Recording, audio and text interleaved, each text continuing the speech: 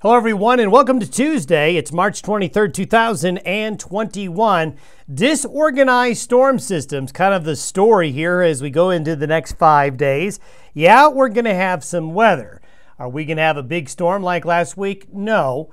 Weak and disorganized low pressure will be around through Friday, so it's going to be cool. There's going to be some rain and snow showers around. The mountains will get a bit of snow, some areas more than others, but it's not going to be a big storm. Some mountain snow, especially in the Four Corners region, southern Colorado, parts of Arizona, and New Mexico. You're going to see some good moisture that you need. The plains will see a little bit of rain and snow, but not a lot. We're going to take a look at some long-range charts because we're getting some pretty big disagreements on our long-range forecast. And we gave you a long-range forecast a week or so ago. Just kind of want to update you on that, especially with our discussion about La Nina yesterday. We're also going to talk a little bit about solar activity and talk a little bit about La Nina again. Here is a satellite photo from early yesterday. This is when there was actually some clear skies out for a while. Down here in Nebraska and Colorado, this is cloud cover right here.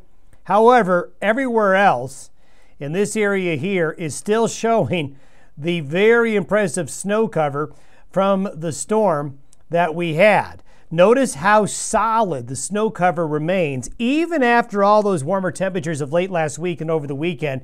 You can see parts of the North Platte Valley near Scotts Bluff, across parts of eastern Wyoming. Elsewhere, we have seen the snow erode and move out, but you get up a little bit higher, that snowfield still really impressive and still affecting some temperatures. You've seen some melting in that snow shadow there in areas west and northwest of Laramie and into the upper Platte Valley around Saratoga and Rollins where the snow wasn't as deep. There's been melting, but elsewhere that snow cover is extensive. Today, we've got a low in eastern Kansas. There are going to be some nice rains, needed rains up in this part of the United States here, but it's moving away from the Intermountain West. But we've got another little trough swinging in behind it, and it's going to come on down and move like this. As it moves south and east, it will produce some showers across this area today and tonight. Heavier moisture by overnight tonight and early tomorrow there. By Thursday morning, the system coming in today will move off to the east. There's another one coming in behind it for Thursday night and Friday. As we mentioned yesterday, notice that these systems are just kind of coming through, not turning into one big organized storm. But as long as we have this high pressure in the eastern Pacific, we'll continue to have these systems move through. And the western United States is still going to be rather cool. When you take a look at the forecast for Friday, that next system sort of gets stretched out. This will keep our weather pattern cool and unsettled. Some snow and rain shower activity will continue through the day on Friday. But beyond Friday, as we get into the weekend, while we do have a little bit of an upper low here in Arizona, it's not really strong, but we do have a little bit of high pressure coming in for the weekend. So this is going to lead to a warm-up, especially Saturday afternoon into Sunday and Monday. This system will probably come in and break down this high pressure ridge and will arrive towards Tuesday and Wednesday of next week, so the pattern will stay active. But it does look like a warm-up coming for the most of the weekend coming up, maybe from late Saturday through Sunday and Monday. We'll have some nice, mild spring-like weather again. Until then, a bit unsettled.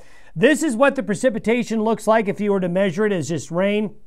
You can see that there's a lot of green. There's some yellow and blue where the heavier moisture is going to fall into central and eastern Kansas and Nebraska.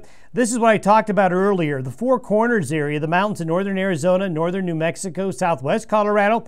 Hey, this is going to be a nice wet spring snow for those areas there, with the valleys getting some nice wet spring snow. So welcome precipitation there.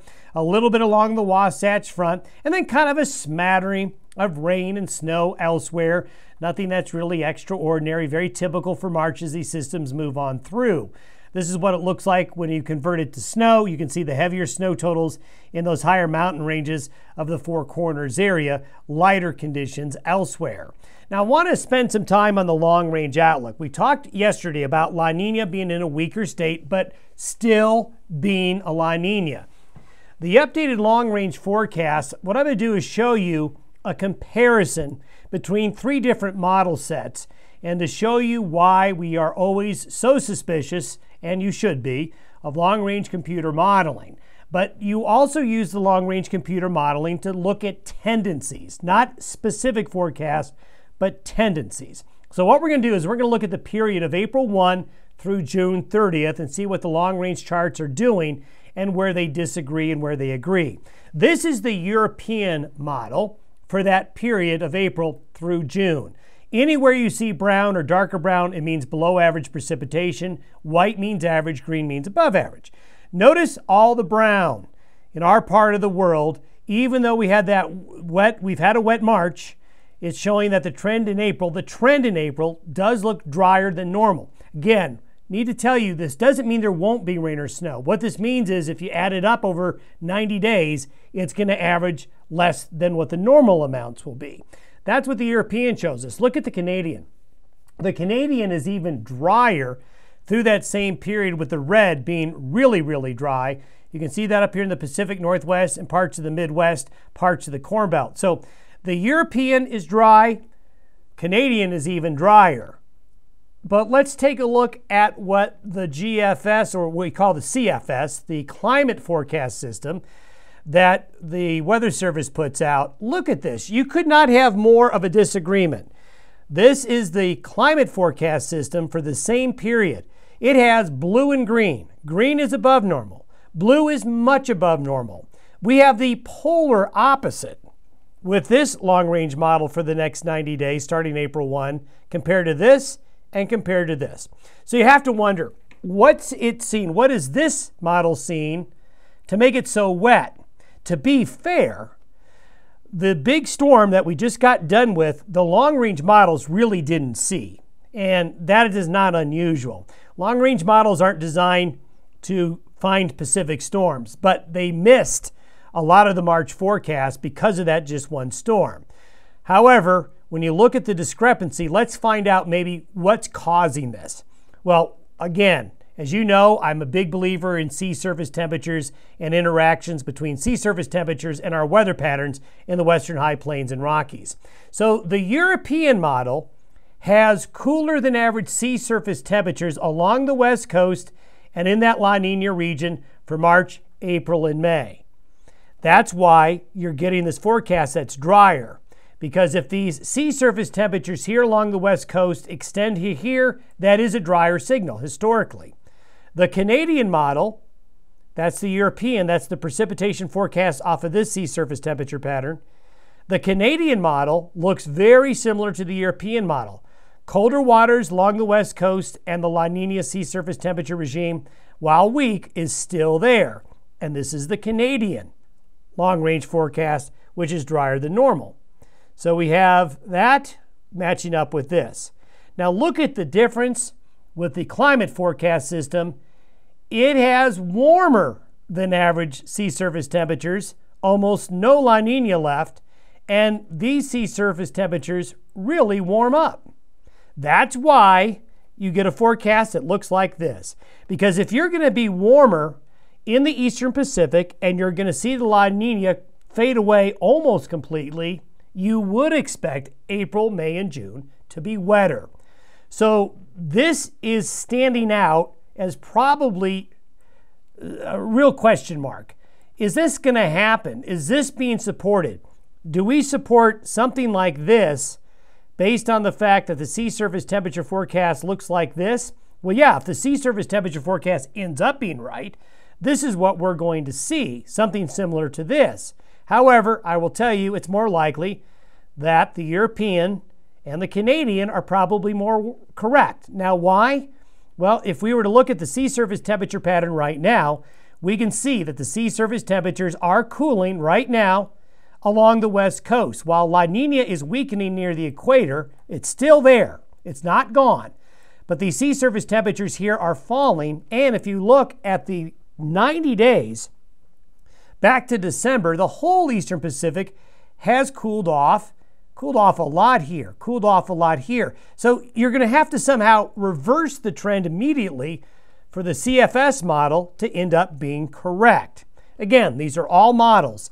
You should be very skeptical of all climate and meteorological models that look out really past 5 days. Again, it's the tendencies we want to look at. But I wanted to show you the disagreement. So if we start to see things change in April and May, it gets more stormy and more wet, well, maybe that change in sea surface temperatures being forecasted by the CFS model ends up being correct. Right now, we don't think it will be, and that's supported by the modeling that uses as its bias the sea surface temperature pattern. These are forecasted temperatures for June, July, and August, and you can see anything that's red is above average temperatures, and anything that's brown or yellow is below average precipitation. So nothing even close to the climate forecast system that, honestly, folks, a lot of people use for their long-range forecasts. So we always have to look at not one data set, but many, to try to make a determination of what's to come. It'll be interesting, though, as we go through the rest of March and into early April to see who wins the battle. Right now, it's 2 versus 1. We'll see if that 1 ends up being correct. But right now, the sea surface temperatures say it won't be. Thankfully, the precipitation that we've seen over the last 10 days, the blue and the green shows above average precipitation. And you can see this was just a godsend, really helping out. But as we showed you with the drought monitor last week, we're not out of the drought even after that storm. Someone asked about solar activity. Well, we are getting sunspots. We have 2 sunspots right here in the northern hemisphere of the sun rotating on through, but we still have a high cosmic ray count. So yes, we're getting sunspots, but we also have had 32 sunspotless days in the year of 2021 so far. So solar activity is still considered to be low.